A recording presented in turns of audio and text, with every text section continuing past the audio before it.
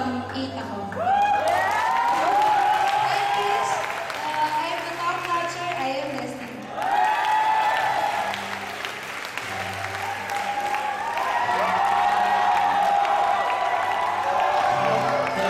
Hello guys, I'm Mark. Share ko lang, for the past 5 years of my life, I am a heavy drinker, and I am a chain smoker, and I even use drugs, marijuana, lahat-lahat, shabu, bato. But really, when I came to know the Lord and I've been to the encounter, God really changed my life. Really, God is working inside of me. I am part of the worship team. So, kada Sunday service, I am playing the lead guitar, and really right now, I have 9 cells in me. 4 cells I am handling, and 5 cells is under my disciples, and really I am free from the bandage and I am Destiny. I'm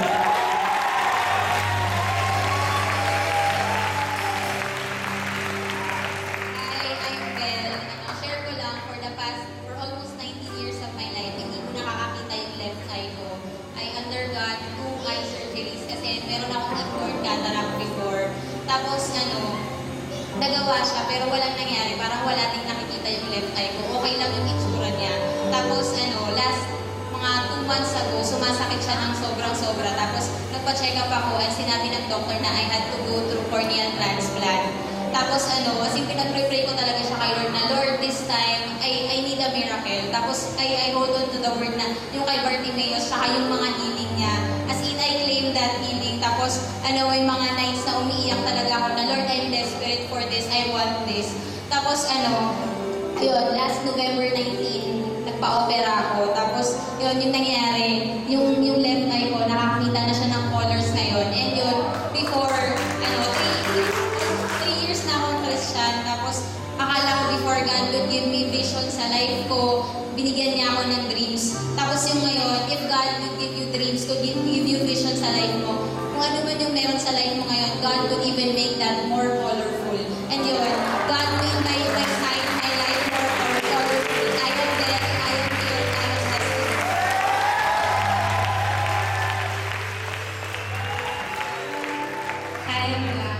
Hi, share ko lang, 3 years ago, I encountered God. But about 4 years ago, I've given up my studies for some financial reasons and problems sa family. But then, before I encountered God, nasinggera po ako. Tapos, sa tingin ko pang pangit-pangit ko, hindi pa ako marunong mag-miniskirt. And then, but God really changed me na okay lang palang mag-miniskirt. Grabe, talaga na-change ako lahat ng bandages ko, and I learned na I'm carefully and wonderfully made, every one of us. And this year, I conquered a lot of things, like I went back to my studies. Right now, I'm studying. I'm a student during the day. At night, I'm a call center agent. And I have 12, I completed my 12. And really, we can do all things through Christ. We can do all things through Christ who strengthens us. But even, sabi pa nga ni Jesus, you can even do greater things than what I did. And yun, I am now, I can conquer all things, I am Destiny.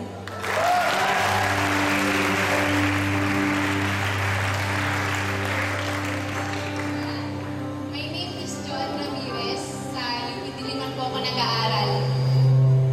Tapos before, I'm longing for love from people, from my parents, family ko, sa mga kaibigan ko. Feeling ko hindi ako mahalaga. Walang parang true love sa mga, tapos nasaktan ako. May mga experiences ako nung bata ako na talaga nang nakasakit sa akin. Kaya takot ako sa lalaki. Nakakit ako. Tapos nasasaktan ako. And then, I've been with a girl. Totoo. And hindi ko alam kung ba't ako nagkaganito.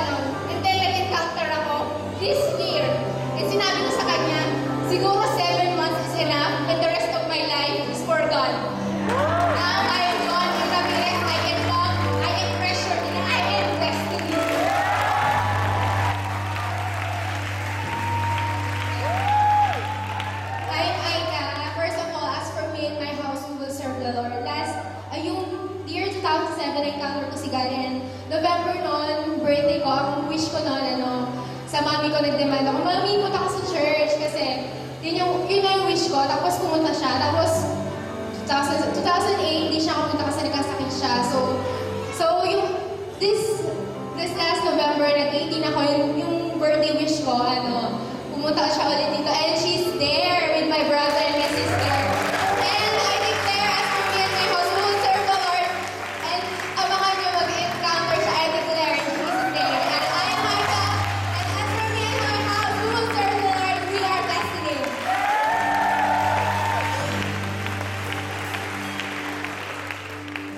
Hi, I'm Alicia and I'm only 13. And when I was 6th grade, there was like this peer pressure telling me to like go slash and cut myself. I was like, I don't know what was wrong with me. I had no problems. Nothing was bothering me. I just wanted to slash. There was a point where I was even holding a knife. I mean, now that I think about it, I sound crazy. But then, that time I was like, should I cut myself? Everyone else is doing it. But I'm like, but seriously, I was panicking. But then like, there was this point where I actually really, really wanted to cut myself. And I was like, I didn't even know I had this Swiss knife I got from my dad. And my dad didn't even know I had the Swiss knife. I just got it. And then I don't know, I prayed. It was such peer pressure that like, I ended up praying. I ended asking God to actually help me and guide me. And I never noticed how far I became from God until like, when I prayed, He was just there. He was just telling me that it's okay, Alicia, you don't have to slash. Don't worry, I'm always here for you. If you have a problem, which you don't,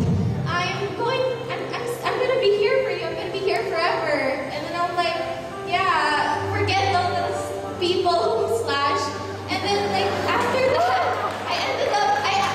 I actually felt free from the bondage. It's like, okay, there's nothing else is bothering me. And then nothing is urging me to slash now. And aside from that, I changed about 5 of my friends to quit slashing. Now like the whole and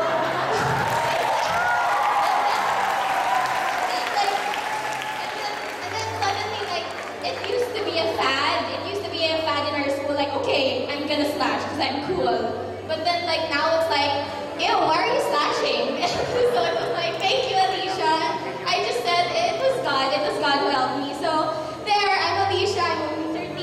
I conquered peer pressure and I'm from Destiny.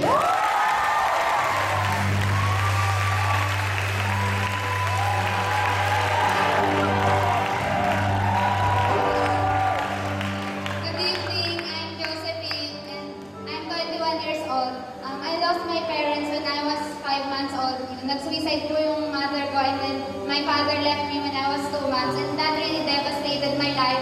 Like, I felt like I'm good for nothing and I cannot dream. So, yun, actually yung dream ko, ang simple lang, I wanna graduate from UP. Ganun, parang hindi siya big deal. But when you don't have parents, parang I'm starting with zero and that's a different story right there. Parang you don't have anything to hold on to. But that's also exciting because that's the time that I met God, I encountered God, and I hold on to Him and He was the one who orchestrated things in my life. He was the one who provided for me. So, yun, back then, parang nung high school, hindi ko alam kung elementary parang ako, I don't know if I can study para sa high school, ganyan. But God did something great in my life. As in, ang dami nangyari, yan. Maraming kabanata. Pero, yun, so, this year, yun, I fulfilled my dream. It was God who brought me to a place where I can have my dream. Tapos, yun, kumaraday ako, not just ordinary, but I graduated cum laude. And, yun, God turned my ordinary life into something extraordinary. Yun, I'm not just a student, I also worked when I was studying, but I also served God, and I really saw that it is possible. So, ayun, and my life became, which was ordinary, became extraordinary because of my extraordinary God. Yun, I am extraordinary and I am destiny.